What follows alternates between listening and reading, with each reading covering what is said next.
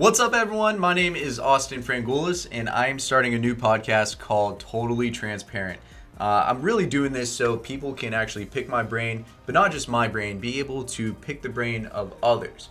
So I hope to have guests on here, have friends, family, some great inspirational people. Hopefully this stuff will make you laugh, cry, be inspired, be motivated, and just a little bit of everything in between. Now, I don't want it to just be real estate, and I'm calling it Totally Transparent because I'm a totally open person, very honest. If a girl's hair is kind of messed up or she asks me on her shoes, I'm gonna tell her honestly what I think. So she thinks she likes the black shoes, but the pink ones look better. I'll be like, the pink ones look a little bit better. But anyways, that's a whole nother topic. I'm a very honest and open person. That's why it's totally transparent. So I can't wait to have others on here, and I'm just going to go into it today. Today I wanted to talk about how you need failure to succeed. And the very first thing I have on here is mental toughness. Mental toughness is so big when it comes to failure. And the only way to succeed from failure is having that mental toughness. Mental toughness, and I'm actually going to read the description for you guys, what Google says here. It says, mental toughness is the ability to resist, manage, and overcome doubts, worries, concerns, and circumstances that prevent you from succeeding or excelling at a task or towards an object or performance outcome that you set out to achieve. And I absolutely love that because that is everything on what mental toughness is, so it kind of saves me the time from explaining it. But really, you need it just to be able to keep moving forward. In real estate, that's where my career is. I do own a real estate company. And everything with real estate in the beginning is mental toughness. Because I remember in the beginning, I would have to call online leads. You know, it's almost cold calling. And these people reject you nonstop, just consistently reject you. And they would always tell you 99 out of 100 of these people are going to tell you no or F off. And it's really, really not the funnest thing in the world. But that one person that you do make a sale on is 1,000% worth it. And even though you're only selling to the 1% out of the 99, it's so worth it in the long run. Because if you sold one house and you made, just one house a month and you made $7,000 each month, that's pretty good money. I mean, that is what? Just off the top of my head, $84,000 a year. Now, that's not taxes, but it's still pretty good money to a lot of people. But the biggest thing that I saw nonstop was, and that really made me different from everyone else, is that mental toughness part where I just wouldn't stop making the phone calls. Even though 99 people told me to F off, I kept pushing forward because I was just looking for that one. And there's a lot of times where I would just laugh, be like, all right, dude, next time, I'll call you in 2 months. Even though they said don't call me, but, I got to make a living too. But anyways, that's what I tell all my people in the very beginning is I'm like, look, guys, you can't stop. Even though just 5 people in a row told you to never call them again or like stay away. It's having that mindset that I'm going to push forward and get that next person. And that's the biggest key. And you can take this with anywhere in life, whether you're a firefighter, a teacher, a cop, real estate broker, literally anything in life you can take mental toughness to. I have a twin sister. I actually have a tattoo that says Twin 2 on here. Love you, Angela. But she is a preschool teacher. And I could only imagine the mental toughness in this chick. Not just that, she also runs like 3 to 6 miles a day. And that is another form of mental toughness as well. So she is one of the strongest mentally I know, especially being able to deal with, let's just say, 20 toddlers at a time, or not even toddlers. I guess they call them pre-tots, Angela. I have no idea. But just say a bunch of 4-year-olds, like, if there was 24-year-olds in a room, I would probably lose my mind. I could deal with 5 that we kind of overlook at church and all that, but 20 in a room, oh my gosh, I don't know how you teachers do it. I totally appreciate you guys because someone has to do it, and not just that, you have to have the mental toughness to keep on moving to teach these kids the proper lessons in life. Because if you guys don't teach them from the beginning, then they end up horrible people later. So you guys probably have one of the most mental toughness jobs that is out there. So super kudos to you. I don't know how my sister does it. Not just that, again, with the whole running thing. She goes to work at like 6, 7 o'clock in the morning and runs 3 miles before that, and then goes to the gym and sometimes runs 3 miles again. I struggle at just waking up at 8 o'clock in the morning. So I have no idea how she does it. I would say my sister is more mentally tough than me, but I'm proud to call her my twin. So love you, Angela. It's a little shout out on the first podcast here. The second thing that I think everyone needs for failure to success is learning from others' mistakes. Now, this is huge because if you don't learn from others' mistakes, how are you going to kind of just, I almost think of it as you're skipping a step. Like, I'm going to skip this step of failing to get me closer to success. And that's the way I look at it. So in the very beginning of my real estate days, I would ask so many people, or just really, really successful real estate agents, hey, what did you do? What did you do differently? What made you fail? And then how did you overcome that obstacle? And by doing that, it helped me just kind of fast forward to the right track, knowing what softwares to go to or knowing what leads to call. So I loved being able to learn from their mistakes. And that's why I call this failure to success, because they had to fail to succeed at some point. And if I learn from their failures, then I don't have to fail myself. I could just go straight to succeeding. So whatever you do in life, I really think just for anything, you have to start from the bottom, go to the top. And if you are at the bottom right now and you can kind of go to the person that's above you or a person above them and ask them what they did in their job to make their lives easier so they didn't fail as often, you're just going to fast forward to the top, and it makes your life a hell of a lot easier. It's a lot better. Trust me. The beginning days of real estate was not fun for me or for anyone. But if you have that mental toughness and you can learn from others' mistakes, you can kind of fast forward to succeeding a little faster. So learn from others' mistakes, because then you don't have to make them yourself. But that'll lead me to my third thing, is learning from your own mistakes, looking forward to failing. And I always look forward to failing for multiple reasons. One of the biggest things is it's a huge learning lesson to where I don't have to make that same mistake again. Number two is, where was I going with this? Looking forward to other mistakes. The comfort zone. So comfort zone is, it's everyone has it, and you're only going to really learn from it if you step outside of it. And once you step outside, you're most likely going to fail. But that's where you learn everything you need to. So some people are afraid to step out of their comfort zone solely because they know they're going to fail or feel like they're going to fail, which isn't always the case. It's really a really good learning lesson. And so if you can look forward to failing because you know that you're only going to succeed faster, then that's what you need to do. And just rewire your brain that way. It's like, okay, I'm going to fail. I know it. I may not fail, which would be great. But if you do fail, this is your learning lesson to not do it again and what you can do better next time. So that's why I always look forward to failing, because it's me stepping out of my comfort zone and just me growing and getting bigger as a person.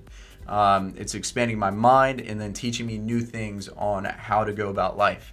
And again, this could be applied anywhere in life. And I'll just throw this out there. I go to Orange Theory Gym. I work out 4 to 5 times a week. And right now I go to the Orange Theory in Red Mill Commons. And I love it there because they truly push me out of my zone. And there's so many of the coaches there that are so fit, and they just destroy me all day to where I can't even keep up with them. I try because I'm a super competitive person, and I kind of failing. I'm not running as fast as them, or I'm not as strong as them. But they're pushing me outside of my comfort zone so I can one day get to their level and then one day pass their level. As long as you keep at it, have that mental toughness, and just keep striving to get better, it's going to work out. And I love Coach Joe over there. She is unbelievable. She is truly the reason why I was able to run on 12 miles an hour with a 15% incline. It sounds freaking nuts, and it truly is, because I feel like I'm going to die each time. But she's pushed me each time. She'll see me running, and she's like, all right, Austin, you need to run on a 10 this time, or you need to run on 11, when I'm running on like 7 or 8 miles an hour, which is still pretty quick. And she's like, no, you need to do better. And that's really going out of my comfort zone there, and it's not fun. It's really not fun. And, in the beginning I failed, but once you keep at it and keep going, that is truly where you get better, and I learned from that stuff. I'm like, okay, I did 7 this time. It wasn't too bad. It did 7.5, did 8, did 8.5, and you just keep getting better from there. So it applies to working out, your job, life, whatever you're doing. Look forward to failing because it's only going to set you up better in the future. So that's why I love it, and don't be afraid of it. So just kind of rewire your brain on it. The fourth thing I've got on this is hustling through failure. So again, this kind of ties into mental toughness. You can't ever stop hustling in life, though. The day you stop hustling is the day you truly die inside, because you just don't try anymore. And hustling can be from anything with working out, relationships, whatever it may be. You consistently have to hustle to keep growing in life and keep pushing through life, especially when failure hits. And everyone's going to fail at some point. But if you hustle through those failures and don't stop and have that mental toughness, you're going to get through it so much faster and so much stronger than before.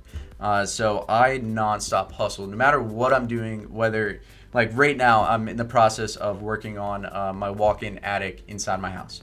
I put together the flooring, did shelves and all that, and I have failed so many times on that because I try to be a handy dude. It just doesn't work out sometimes. But I love it. I love being able to work with my hands and just have the pride in home ownership. But obviously I've failed so many times on that. And it's my nonstop drive and hustle to get it done that, okay, cool, I learned something new. I learned how to actually build a freaking closet and put in flooring in my walk-in attic. And even though it's not done, I literally just took all the shelvings off because I found out I did it wrong. But because I'm hustling through it and not stopping, that is the biggest key there. And again, with relationships, that's the same way. You can't ever stop hustling for your significant other. The day you stop that, something is going to go awry and it's not going to be fun. So if you hustle for your partner, whether it is for going out of your way to take out the trash for them or going out of the way to get them a gift or just giving them an extra hug, it's stuff like that that means the smallest things in the world.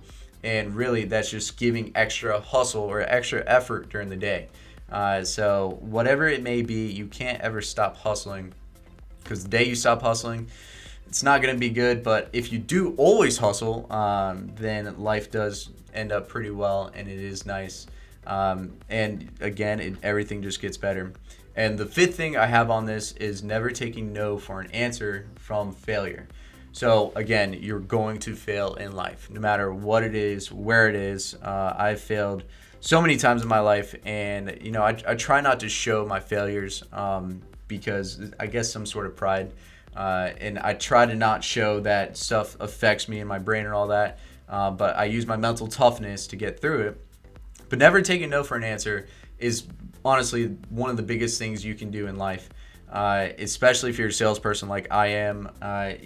There's so many objections in this world that people try to get you through, whether it is, no, I don't want you to help me buy my house, or no, I don't want to go on a date with you. If you just don't take no for an answer, not in like the creepy way, don't think of it as the creepy way, but just really trying to get what you want in this world. Like, I want to get that sale. I'm not going to take no for an answer.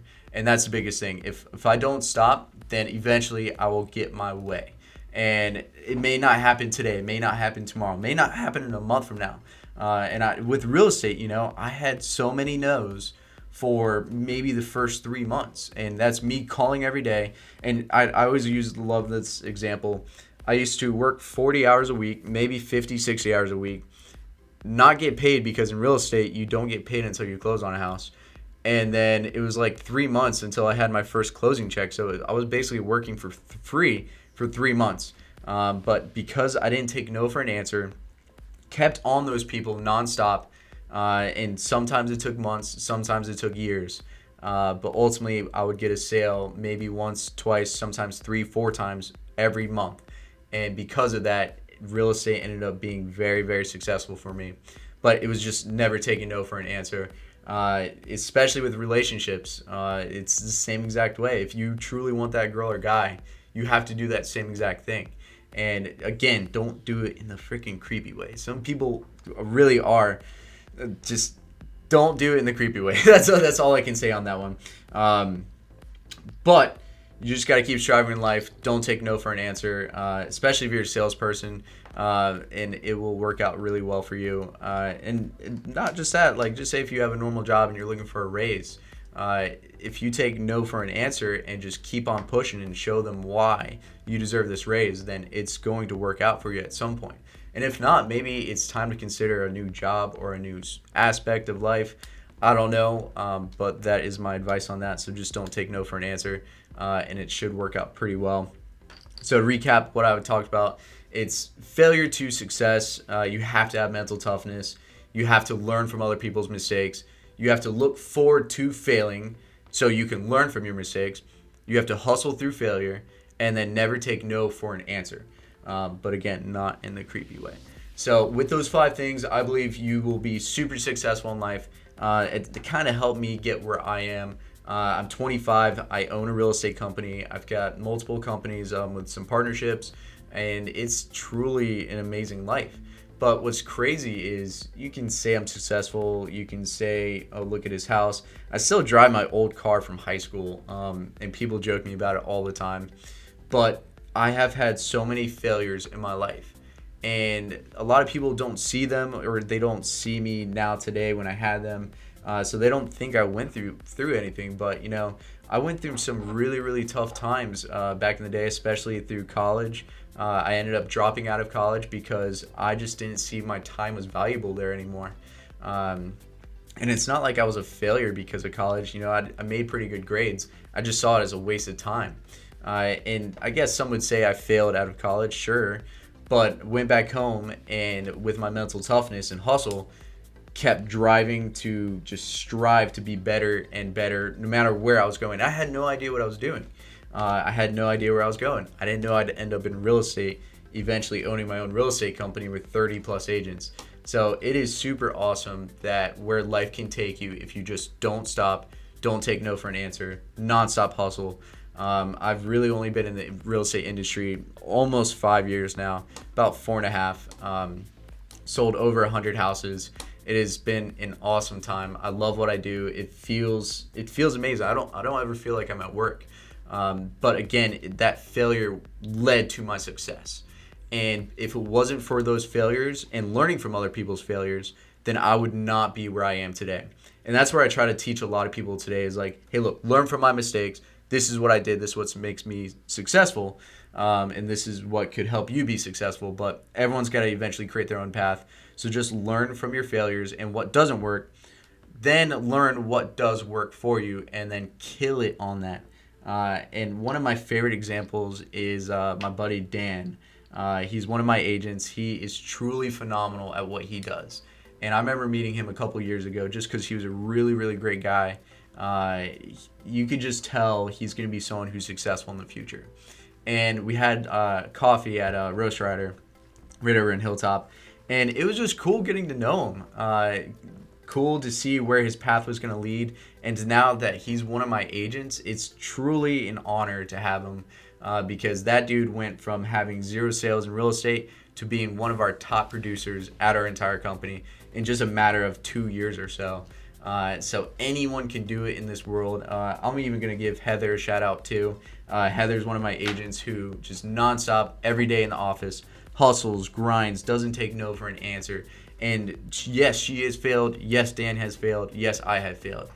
We've all failed, but it's that hustle, grit, failure, learning from others that helps them succeed. And that's why I love failure because you truly need it to get to where you want to be in life. Just have a goal in sight, know you're going to fail, learn from it, and then push forward. So I hope this was a cool podcast for you guys. I will have others on here as well, so look forward to those people. And I can't wait to keep doing this with you guys. So everyone enjoy and, wait for the next one. Take care, everyone.